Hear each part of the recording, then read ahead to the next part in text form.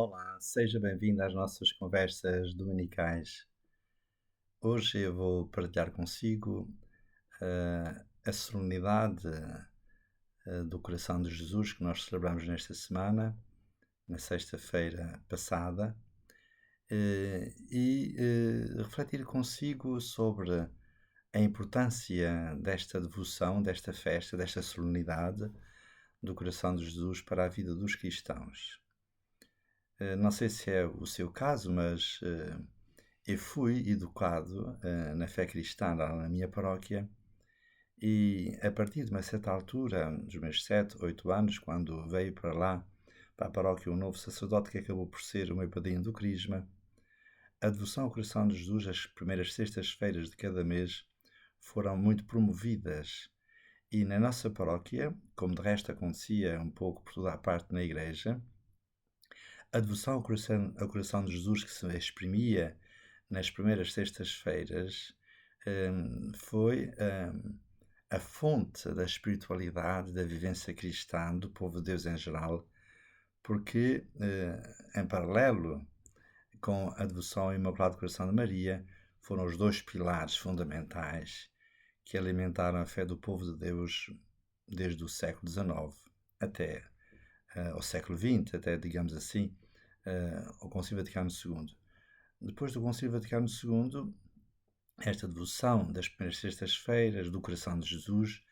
entrou em decadência por vários motivos, dos quais talvez o mais significativo foi a crítica exegética aos fundamentos, digamos assim, bíblicos desta devoção ao Coração de Jesus, não é? Por isso eu gostava de refletir consigo, partilhar consigo a riqueza desta solenidade do Coração de Jesus e o que ela representou na vida do povo de Deus, alimentando a espiritualidade do povo cristão durante o século XIX e do século XX. No século XIX foram inúmeras as congregações que surgiram, tanto masculinas como femininas, tendo o Coração de Jesus como inspirador principal. É o caso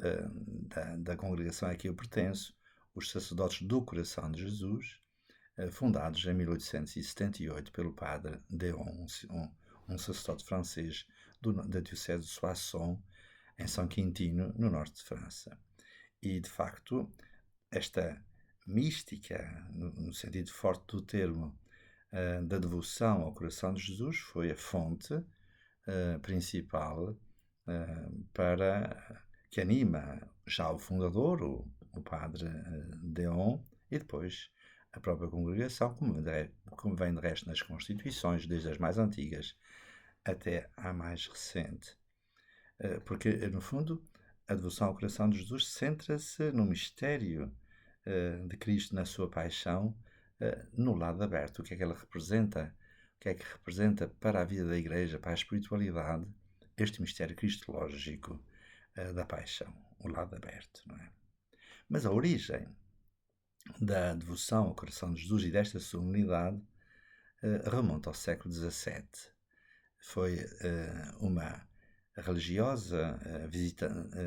de uma congregação fundada por São Francisco de Sales, a congregação da Visitação, também chamadas Visitandinas, e esta congregação fundada por São Francisco de Sales tinha como espiritualidade, como fonte inspiradora da espiritualidade destas irmãs, aquela cena evangélica da visitação de Nossa Senhora sobre a prima Santa Isabel, que é uma cena admirável porque Nossa Senhora, logo a seguir à anunciação do anjo sobre a sua conceição virginal, ela seria a Mãe de Deus, foi imediatamente para a Judeia, para a casa de Isabel, sua prima, que já estava grávida do 6º mês, e esse foi um sinal dado pelo anjo da verdade do que estava a ser anunciado, um sinal. E Nossa Senhora, que já tinha no seu seio o Verbo de Deus, que encarnava no seu seio imaculado, levou a Santa Isabel, e é interessante que Santa Isabel, na sua saudação, diz: logo que a tua saudação chegou aos meus ouvidos, o meu filho saltou de alegria no seu seio, de onde me é dado que a mãe do meu Senhor me venha visitar. Esta, esta cena da visitação de Nossa Senhora à sua prima Santa Isabel é o mote desta congregação religiosa fundada por São Francisco de Sales. E esta irmã, Santa Maria Margarida Alacoque, era uma religiosa desta congregação, deste mosteiro. E ela, nas suas memórias e, sobretudo, quem divulgou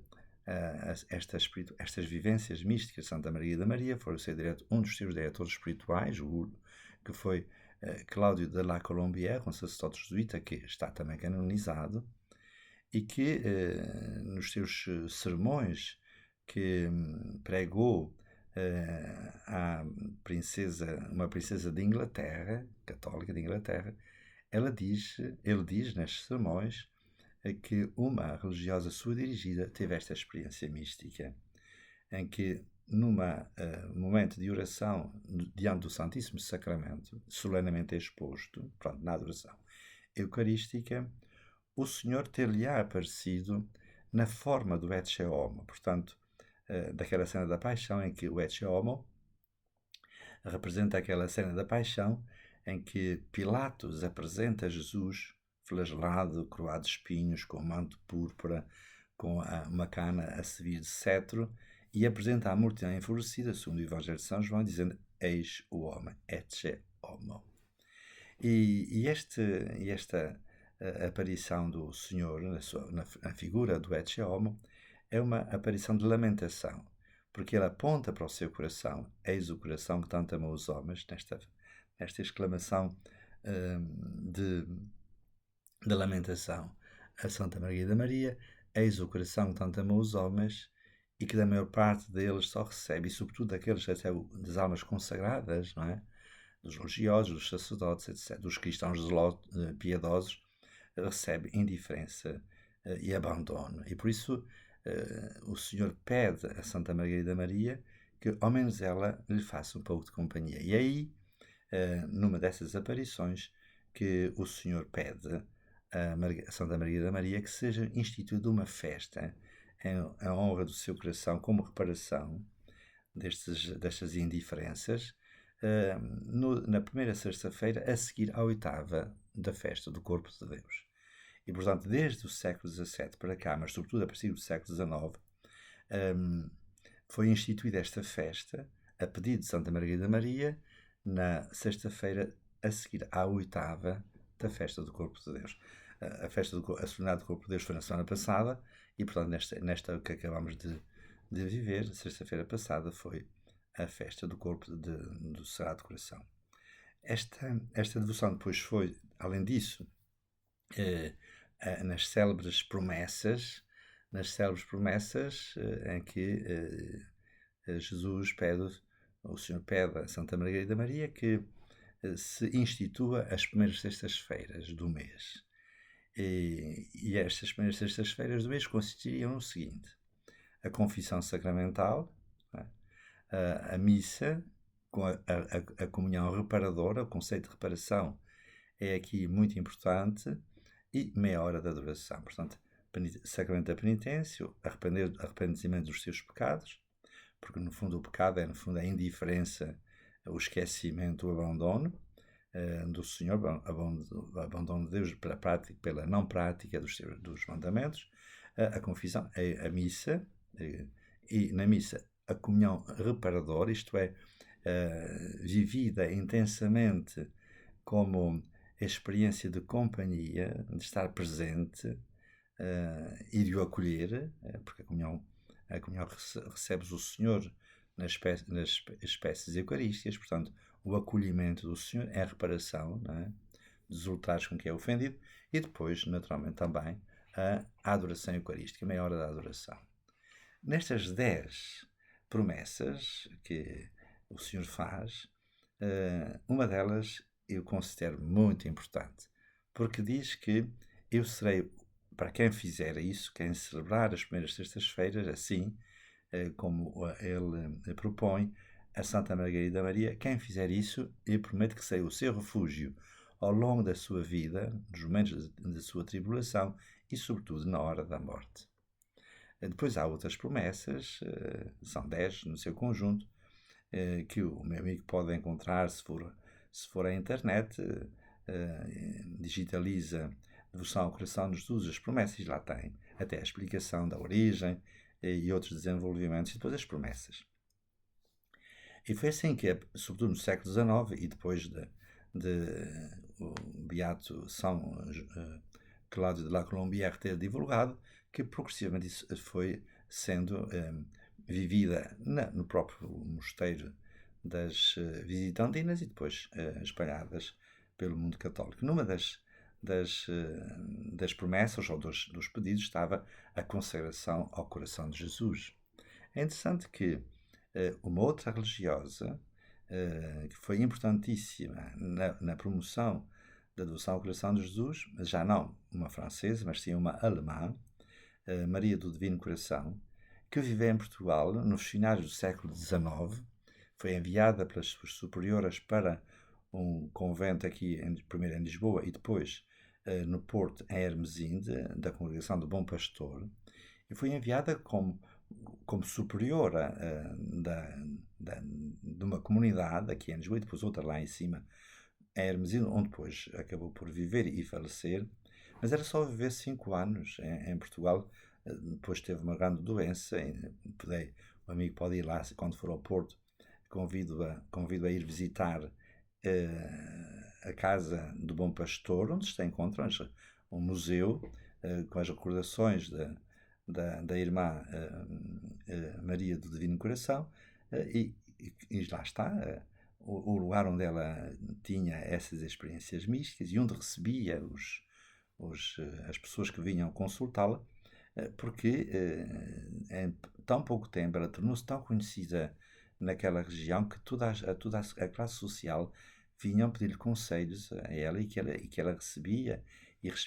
tinha muita dificuldade porque era uma doença degenerativa, ela sofria imenso, mas esta santa, beata,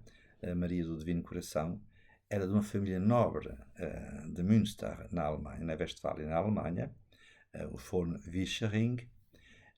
que tinha uma relação particular com o Papa Leão XIII. Um dos irmãos de Maria von Vischering, Maria do Divino Coração, era pajem da corte pontifícia, era um título de nobreza. E, portanto, tinha uma relação muito profunda com o Papa Leão XIII, e era recebido pelo Papa, a família era recebida pelo Papa com alguma frequência, e Maria do Divino Coração, Maria von Vischering, foi também recebida na sua infância pelo Papa. Ela tomou a iniciativa de escrever 2 cartas ao Papa Leão XIII com o nome Maria do Divino Coração, a pedir ao Papa que consagrasse o mundo ao coração de Jesus. O Papa, ao receber as cartas, não reconheceu que era a filha da família von Vischering, mas depois teve desse conhecimento pelos seus familiares e acabou por aceder ao pedido de Maria do Divino Coração e consagrou o mundo ao coração de Jesus na solenidade do coração de Jesus de 1899. E ela não teve a graça, digamos assim, de assistir a esta consagração porque faleceu alguns dias antes. É muito interessante ver 2 religiosas em mosteiros, a importância que tiveram na divulgação, na promoção de uma espiritualidade que alimentou o povo de Deus abundantemente, todo o povo de Deus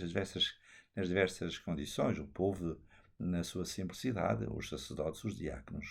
os presbíteros, os bispos e com certeza o Santo Padre, porque os papas posteriores a Leão XIII publicaram documentos muito interessantes sobre a devoção ao coração de Jesus, do qual o mais famoso, ou o mais completo, digamos assim, foi a encíclica do Papa Pio XII, e que se chama Orietis Aquas in Gaudio. Isto é uma citação do profeta Isaías, em que diz: bebereis das fontes, com alegria das fontes da salvação, e estas fontes da salvação é o coração de Jesus. Esta encíclica, o meu amigo, se puder ler, aconselho, porque é um tratado, talvez o melhor tratado sobre a devoção ao coração de Jesus, do ponto de vista teológico, patrístico, da tradição da Igreja, etc. Portanto, a devoção ao coração de Jesus tornou-se a grande devoção do povo cristão, desde a mais alta hierarquia até ao mais simples dos fiéis. E na solenidade do coração de Jesus faziam-se grandes procissões. Ainda me lembro, a última em que eu participei estava em Coimbra, e na solenidade do coração de Jesus fomos todos os seminaristas da congregação e os diocesanos e todo o povo de Deus numa grande procissão, numa soleníssima procissão, na sexta-feira da solenidade do coração de Jesus pelas ruas de Coimbra, presidida, salvo erro, pelo bispo da diocese da altura. Depois já estávamos em pleno Concílio Vaticano II e posteriores, porque eu fui para Coimbra em 1967, em 65, queria dizer que fui para Coimbra em 65, e esta celebração deve ter sido em 67, e portanto já estamos no período imediatamente posterior ao Concílio Vaticano II, onde estas devoções populares, esta do coração de Jesus e outras, a devoção do coração de Maria, etc., entravam em crise, em decadência, digamos assim, e de certa maneira depois desapareceu a devoção ao coração de Jesus, ao coração de Maria, primeiro sábado, primeira sexta-feira, desapareceram, ficou em algumas paróquias, mas de uma forma quase residual. O que representou, sem dúvida, uma perda enorme do ponto de vista espiritual para a vivência cristã do povo de Deus. Qual é o significado, a importância que tem esta devoção no tempo em que ela surgiu? Mas antes de chegar aí, ainda gostava de recordar outras figuras que, nos seus conventos ou na sua simplicidade, tiveram grande importância para o relançamento de determinadas formas de piedade, de espiritualidade no povo de Deus. Não devemos esquecer os pastorinhos de Fátima, porque aí, em Fátima, embora o relevo seja dado ao coração imaculado de Maria, está também presente o coração de Jesus. O coração de Maria, Imaculado Coração de Maria e o coração de Jesus são os dois corações que estão no foco da atenção da espiritualidade de Fátima. E como foi importante a atividade dos pastorinhos logo aí, e depois de Lúcia, na divulgação, agora já, na devoção ao coração de Maria, que é no fundo a devoção que, sendo do coração de Maria, é aquela que nos leva ao próprio coração de Jesus, não é? Aí. Mas também é importante Fátima, porque aí é introduzido um conceito espiritual que corresponde, é a tradução talvez melhor, que eu encontro para um conceito fundamental que se encontra na devoção ao coração de Jesus, que é a noção de reparação. Porque é um conceito que tem sido sujeito a crítica, mas eu julgo que se pode perceber pela tradução que nós encontramos em Fátima, porque em Fátima não se fala de reparação, mas sim de consolação, não é? Já numa aparição do anjo aos pastorinhos, ele diz: consolai, consolai o vosso Deus. E depois, quando se pergunta, no fim, quando Lúcia pergunta a Francisco o que é que ele vai fazer no céu, se rezar pela conversão dos pecadores ou consolar Deus, ele diz imediatamente consolar Deus. E depois, na própria vida dos pastorinhos, depois das aparições no seu todo, ou durante as mesmas aparições, sobretudo Francisco, mas também Jacinta, se retiravam muitas vezes para estarem junto ao sacrário na igreja de Fátima,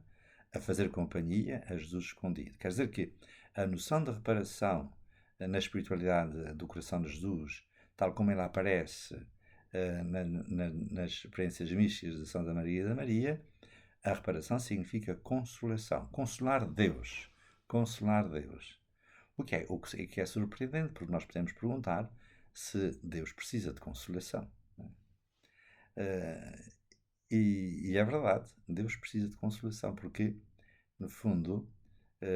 quando consolação significa, como diz o Papa Bento XVI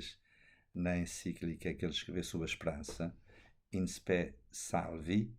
ele tem a certa altura uma palavra sobre a consolatio, portanto, sobre a consolação. Consolatio em latim, e ele diz que consolação, consolatio, significa fazer companhia a quem está só. Ora, quando é que Deus está só e que precisa de companhia? Quando as pessoas deixam de viver o cristianismo, deixam de viver a fé, nos fenómenos galopantes do ateísmo contemporâneo, já iniciado no século XVII, no século XVIII, pelo Iluminismo, depois no século XIX, o marxismo, etc., o ateísmo científico, a secularização, o esvaziamento das igrejas, que aconteceu nesse tempo e que foi a devoção ao coração de Jesus que voltou à prática cristã de frequentar a igreja como a casa de Deus, onde nós estamos em companhia dele, e depois do Concílio Vaticano. E depois, recentemente, a devoção ao coração de Jesus tem voltado muitas comunidades a viver este mistério da adoração eucarística como forma de estar presente, de estar com ele, ter tempo para ele. Portanto, esta experiência da reparação e da consolação, tal como é traduzida em Fátima, é muito importante. Mas o mais interessante é vermos o contexto em que as aparições a Santa Margarida Maria se processaram e que eu vou desenvolver numa outra conversa, provavelmente na próxima conversa, porque não dá tempo nesta pequena conversa, que é o clima marcado no século XVII, é marcado no princípio do século pelo calvinismo e no fim do século XVII pelo jansenismo, umas heresias que mediavam uma imagem de Deus que contradizia o mistério de Deus tal como aparece na Revelação. O calvinismo propunha uma ideia de Deus perfeitamente arbitrária, do qual não se pode pedir contas, no sentido de se questionar. Por exemplo, os salmos, meu Deus, por que me abandonaste, são perguntar a Deus o sentido do seu próprio comportamento em relação ao crente. Não é? Portanto, o Calvino defendia uma concepção arbitrária de Deus que pode condenar o inocente e salvar o criminoso, por exemplo, diz ele, por pura arbitrariedade. E no fim do século XVII nós temos o jansenismo, que defendia uma concepção de Deus extremamente rigorista, um Deus distante, que nos impõe cargas excessivas, de tal modo que se torna um peso insuportável a vivência do cristianismo, uma lei pesada, ausente de amor, um voltar, um legalismo que caracterizou o jansenismo. Ora, no meio destas duas heresias, digamos assim, falaremos disso no próximo vídeo, aparece este mistério de Deus revelado no coração de Jesus Cristo, que é um Deus que sente, que sofre, porque o homem o deixou só, sendo que, ao deixar o homem Deus só, está a construir a sua própria solidão, porque no fundo quem precisa de consolação somos nós. Precisamos de descobrir o sentido da consolação, da companhia, da comunhão na igreja e na sociedade. Porque hoje o drama da solidão é tremendo e, porque no fundo, quando a exclamação de que Deus está só, no fundo, é uma exclamação de dor, porque a solidão humana é enorme, porque sem ele o homem está realmente só. Pensamos então nas nossas orações, que nos ajuda a compreender o mistério que por trás desta devoção se revela e que eu tomarei na próxima conversa dominical, se Deus quiser. Obrigado pela sua atenção. Até à próxima conversa, no próximo domingo, se Deus quiser.